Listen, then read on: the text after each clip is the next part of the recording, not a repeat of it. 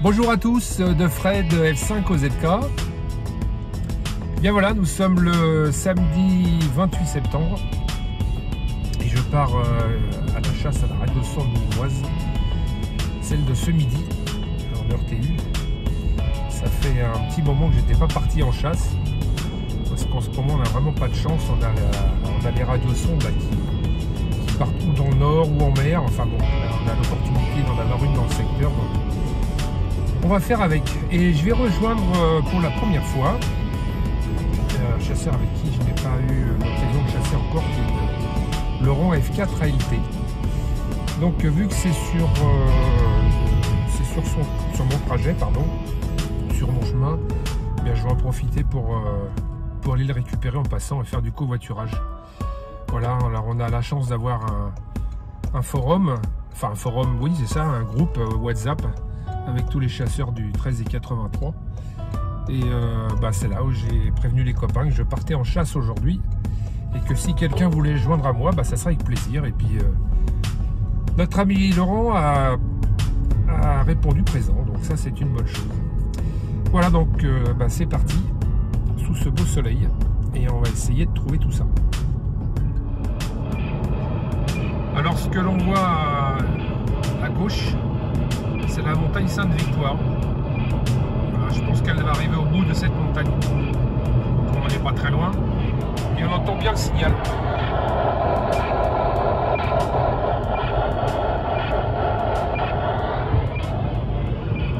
Voilà. Voilà, j'arrive bientôt chez Laurent. Bon, F4 ALT, F5 au ZK. Bon voilà, je crois que c'est pas plus mal de faire du covoiturage. Je suis donc garé sur le parking du centre commercial. Je devrais peut-être pas tarder à te voir arriver. Oui, c'est copié, effectivement, là je suis à 2 minutes. Ok, ça marche, à tout de suite.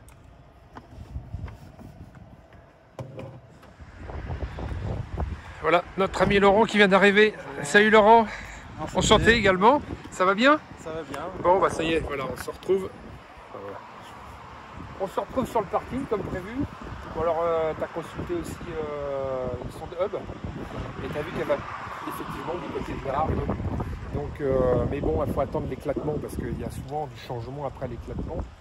Comme aujourd'hui on a un petit peu de mistral, il est possible qu'elle passe un peu plus loin. Mais bon, ça reste possible. Alors pour vous montrer, la montagne de la Sainte-Victoire, elle est là-bas. Donc elle devrait atterrir ou de l'autre côté ou par ici. Comme on a un petit peu d'avance, on voit notre temps. Alors voilà, on arrive sur le secteur de Venelle, un petit village qui se trouve au-dessus d'Aix-en-Provence. Visiblement, ça serait sur ce secteur qu'elle devrait atterrir. Voilà. Bon Laurent, qu'est-ce que t'en penses? Partant, hein. T'es partant? Ça va, c'est intéressant. Alors, il surveille en même temps sur son hub. Et puis on la surveille aussi par radio. Voilà. On a les deux. Moi, je vais peut-être sortir là. Voilà, on s'est arrêté sur un point haut. On entend très bien. Donc on va opter pour une stratégie qui est différente, c'est-à-dire on va sortir les antennes. On va brancher le récepteur dessus qui va nous donner sa position en temps réel.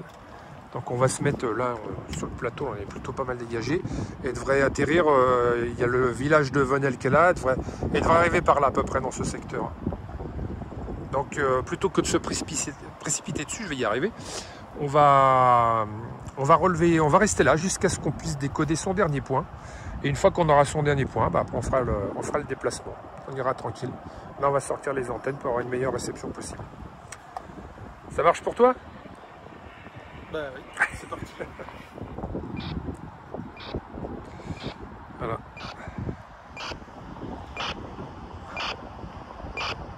On reçoit très fort le signal.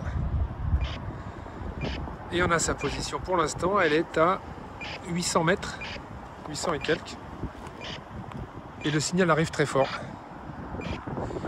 Ça, t'arrives à choper quelque chose avec ton TTGO? Tu reçois aussi? On n'est pas loin, hein. Géographiquement on n'est vraiment pas loin. Alors je rappelle que c'est de la polarisation verticale. Alors sauf après qu'une fois que ça tombe le sol, parfois c'est plus pratique de le mettre en horizontal. Il faut tester les deux, mais quand elle est en vol, c'est toujours pour la verticale. Voilà. En live, 625 mètres. Elle descend quand même rapidement en vitesse de 8 mètres secondes, hein. 9 mètres.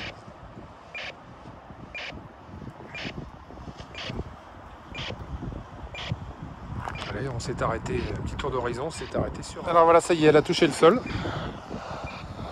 Et là, j'ai son dernier point. À 307 mètres.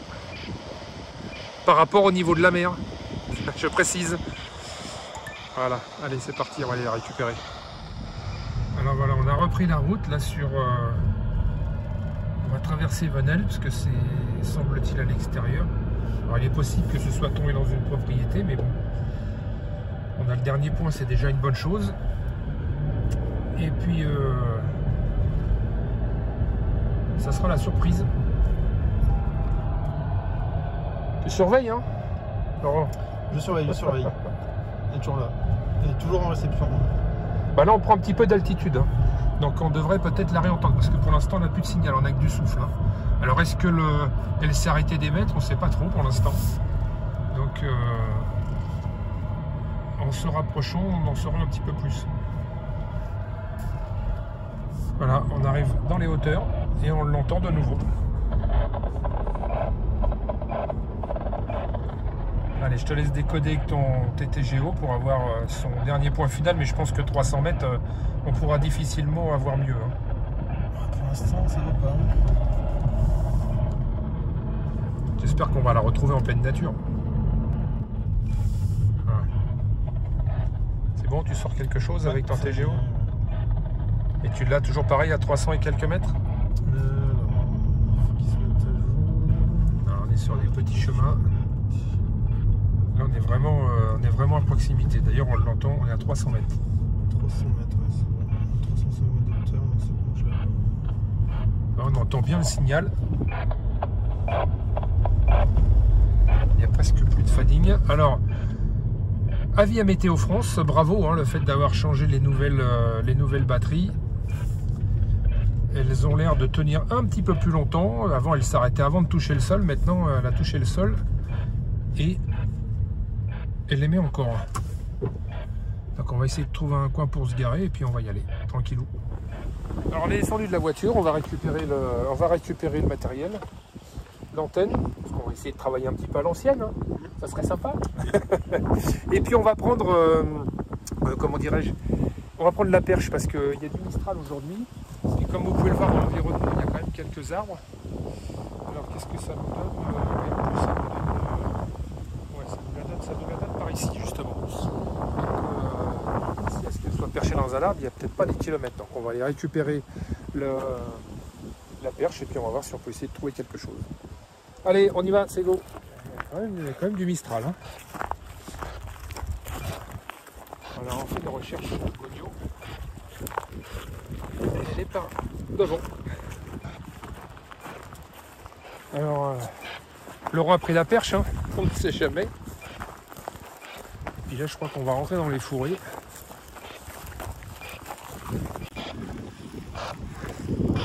Alors tu vois avec le signal.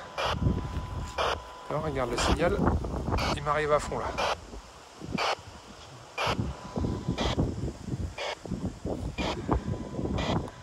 Elle sera en face.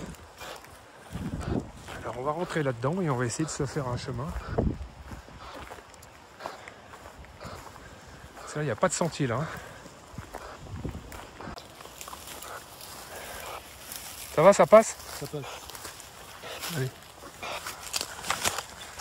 Ah, on va parcourir une centaine de mètres comme ça va pas être facile.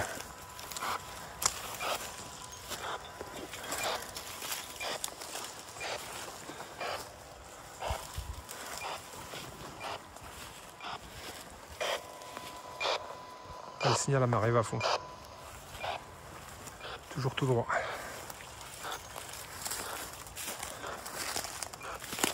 Pendant que Laurent fait ses recherches sur le TTGO, je vais profiter pour sortir le sécateur parce que il y a tout ce qu'il faut traverser là. Ça, c'est l'outil indispensable pour pouvoir traverser. On est dans l'axe, ouais.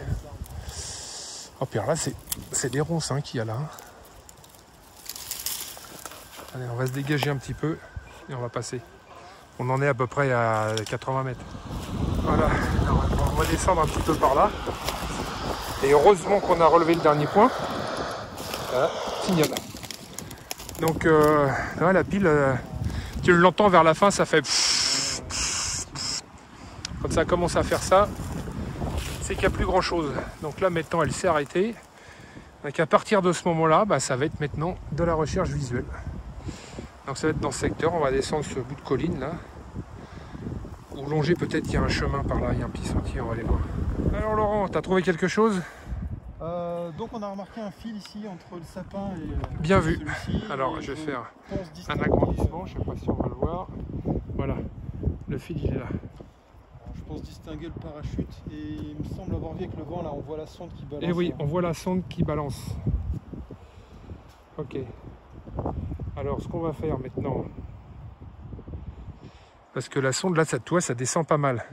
Donc la stratégie, ça va être essayer de peut-être côté parachute, de tirer le fil. Ça va monter la sonde, mais la sonde risque de s'accrocher dans les branches. Donc il va falloir la jouer fine parce que ça descend beaucoup de ce côté-là. Et là, c'est le sommet de la colline. Donc on va déjà voir comment ça se présente sur place. Ok. Allez, c'est parti. Bravo. Voilà le parachute.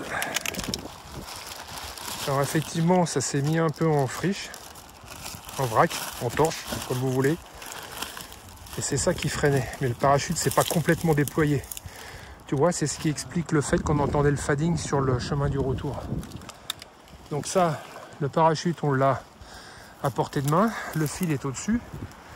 Maintenant, on va aller voir, il va falloir qu'on descende un peu de l'autre côté parce que si on tire de trop, la sonde elle va se prendre dans les branches de l'arbre. Ouais, donc, regarde, quand je tire dessus, on voit en bas la sonde qui monte. Ouais. Donc on va voir si on peut pas essayer de récupérer la sonde avant, je pense. Voilà, on est arrivé à la hauteur de la sonde qui se trouve ici. Donc on peut l'avoir à portée de main, mais comme ça descend raide de l'autre côté, une espèce de petite falaise là, il ne s'agirait pas que tu tombes. Donc ce que je vais faire, je vais de l'autre côté, je vais couper le fil du parachute. Comme ça la sonde elle va descendre par son propre poids. À mon avis, ce qui serait peut-être pas mal, si tu arrives à l'avoir, à la toucher là au bout des mains, c'est bon. Sinon, tu peux l'avoir avec la perche. Bon, je vais aller de l'autre côté couper le fil. Ça marche? Ça marche. Garde quand même la perche au cas où. Moi, je vais remonter un peu. Et retrouver le parachute. Alors voilà, la radiosonde limoise de ce midi, retrouvée. Alors tu vois ici, c'est ce qui te permet de calculer la pression atmosphérique. Et le petit capteur au bout, c'est ça qui te donne la température. D'accord? Et après, avec le déplacement, tu as la vitesse du vent, forcément, avec la position, latitude et longitude. Et ici, tu as ton flash code, tu cliques dessus, et il t'emmène sur le site de Météo France qui te dit ce que tu dois en faire. Voilà, et puis tu as son numéro de série sur le code barre. Donc on va les signaler, retrouver. C'est ta première trouvaille en fait, tu as fait plusieurs chasses, c'est ta première trouvaille. Alors, content de ta chasse? Oui, c'est un succès, donc j'ai tout prêt de content. Ouais. Voilà, j'espère que tu auras appris certaines choses pendant tout le parcours, où j'ai été un petit peu bavard, mais bon, ça fait toujours plaisir de montrer. Alors, on va montrer également à l'écran. Voilà, il reste quand même à peu près, allez, je dirais bien 40% du parachute. Hein. Pas du parachute, du ballon, pardon. Et le parachute s'est pris un petit peu dans les suspentes. Le ballon s'est pris un peu dans les suspentes du parachute. Aujourd'hui, j'ai tout dans le désordre. Hein. Mais il s'est quand même déployé, pas complètement. En fait, il est tombé comme ça. Voilà. Et avec son propre poids, il a pu tout descendre. D'où le fading qu'on entendait au niveau réception. Et c'est ce que j'expliquais à Laurent. Un TTGO, c'est bien, c'est une super technologie, mais on n'a pas le côté auditif. Et tu as vu, enfin, tu as plutôt entendu, constaté voilà, dans la voiture que le côté auditif, il a quand même toute son importance. Parce que si tu entends du fading, ça peut te donner une indication sur la façon dont ça va se descendre. Si tu as beaucoup de dans la réception, ça veut dire qu'elle descend rapidement et qu'il y a de fortes chances que le ballon se soit pris dans les suspentes.